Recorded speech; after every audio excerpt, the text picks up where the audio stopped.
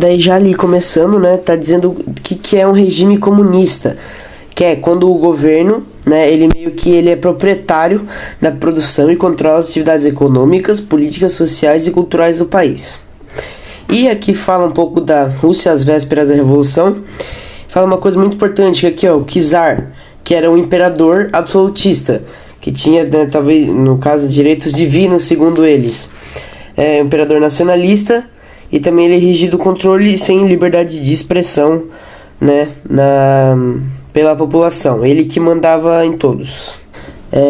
No início do século XX, fala sobre a qualidade de vida da população, que era muito baixa. Eles eram camponeses e produtores, assim, que também eram condições bem precárias e até muitas vezes até em escravidão. Aqui, resumindo o começo ali, fala que da indústria, né, que em vários países ela era muito boa porque ajudava a população, só que aqui ela era as condições eram muito precárias, os salários também eram baixos.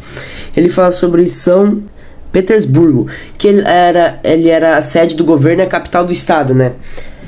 Centro industrial, centro de arquitetura, equipamentos urbanos. Então, ó, daí muita gente também tava ficando insatisfeita com esse governo, e cada vez mais isso ajudou, né, a fazer manifestações para mostrar que elas não estavam satisfeitas com isso. Então, né, que na época era o rei Nicolau II, que era o rei absolutista, e daí muitos lutaram contra ele. Daí veio aqui o marxismo, né, alternativa crítica ao capital, que vê ali a teoria de Karl Marx, que é luta de classes, que muitas vezes que os trabalhadores eles tinham que ter meio que direito de poder administrar a sua riqueza. Ele também fez ali o comunismo de Karl Marx. Os proprietários, os operários e os trabalhadores tinham que ser donos da riqueza, ela tinha que ser distribuída igualmente e também tinham que desfrutar dessa riqueza por conta própria.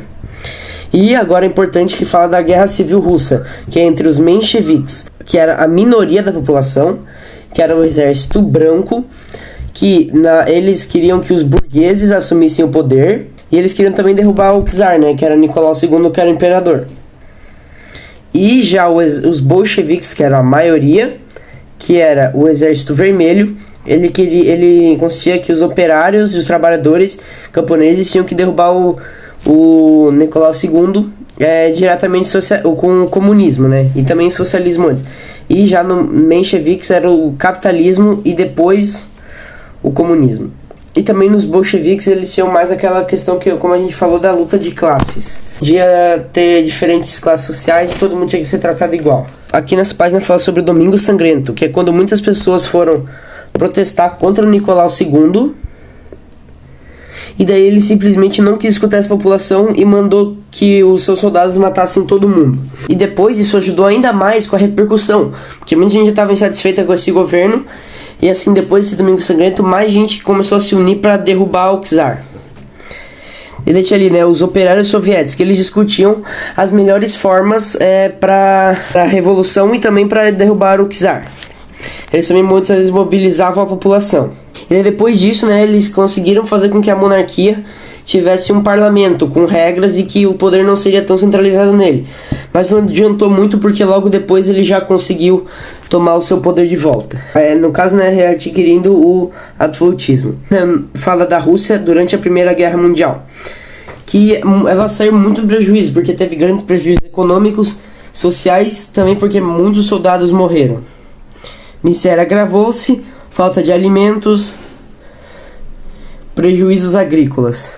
Aqui fala mais sobre as lutas deles, que eles estavam bem insatisfeitos diante dos problemas, né, que cresciam desde a guerra, e assim conseguiram meio que derrubar e trocar a forma de governo. Revolução menchevique. Daí os operários faziam greves e os soldados motinavam-se na frente dos quartéis.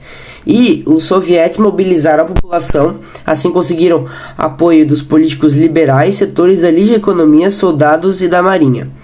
E daí assim, em 27 de fevereiro de 1917, eles conseguiram derrubar o czar Nicolau II. E daí do novo governo, né, que é dos mencheviques, tem algumas medidas tomadas, que os nobres ainda teriam as suas propriedades, que a Rússia ficaria na guerra, que, né, apesar disso a miséria continuaria e os operários ganhariam baixos salários. E aqui daí fala sobre outubro de 1917, que é da Revolução Bolchevique. E fala que, como nas novas políticas os nova política, né, do governo. Os políticos que tinham sido exilados poderiam voltar. Lenin, que é um deles, voltou, e daí ele conseguiu implementar o socialismo na Rússia, com a política do pão, terra e paz, e também os soviéticos no poder. Daí nessa política, o pão significaria alimento, prosperidade, né, para alimentar toda a população. Da terra, a reforma agrária, e paz, né, da saída da guerra. Também eles formaram o Conselho dos Comissários do Povo, que eles iam meio que decidir como que ia funcionar a Rússia entrando no socialismo, né? E também sempre ouvindo as propostas soviéticas, que eram lideradas por Lenin. Daí também ali, né, como a divisão de terras, controle nas indústrias, alfabetização e os direitos, mas também das mulheres ampliados. E o Exército Vermelho, como eu já falei, que era os bolcheviques. Saída da guerra aqui da Rússia, os países europeus estavam com medo que o socialismo desse certo na Rússia e passasse para outros países, né? Porque isso era perigoso para eles, porque a maioria era capitalista. E daí também diz que os bolcheviques venceram essa luta civil, né? Liderados por Lenin. E daí assim eles formaram o Partido Comunista e foram um único partido e centralização do poder. Aqui fala sobre as propagandas da guerra, que sempre retratava um lado como herói e um como um vilão, e também muitas vezes diminuindo a situação e resumindo ela em pequenas imagens e falas. E sempre um, né, como modo certo e um como errado, e também sempre querendo diminuir o outro. Agora aqui que é importante, que fala sobre a sucessão de Lenin, que depois que ele morreu ficou duas pessoas que poderiam ocupar o seu lugar, né, que foi o Trotsky e o Stalin. E o Stalin obviamente ganhou, e logo quando ele ganhou ele ficou responsável pelo Partido Comunista, e daí ele fez várias perseguições, mortes, fez ditadura, também fez censura. Foi lá que foi criada a censura de imagens, assim, muitas vezes trazendo informação, e eles às vezes até queriam apagar a pessoa da história realmente.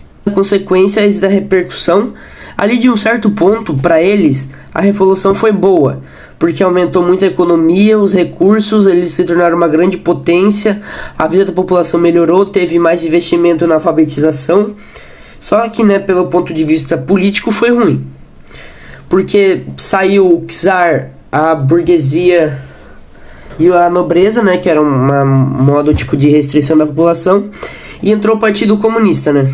No último tópico, que no mundo afora, que mesmo assim o socialismo ainda é um perigo para o capitalismo, né? E também porque para as empresas também é ruim, porque muitos trabalhadores poderiam começar a fazer greves e estarem insatisfeitos com seus salários e trabalhos. E também mudanças políticas. E daí também muitas vezes para reprimir o socialismo, reprimir os militares e evitar as mobilizações por parte do povo. E é isso, galera, espero muito que vocês tenham gostado. Essa vez eu não consegui fazer aquele modelo de vídeo melhorzinho assim, porque realmente dava bastante trabalho aquele. Mas é isso, espero muito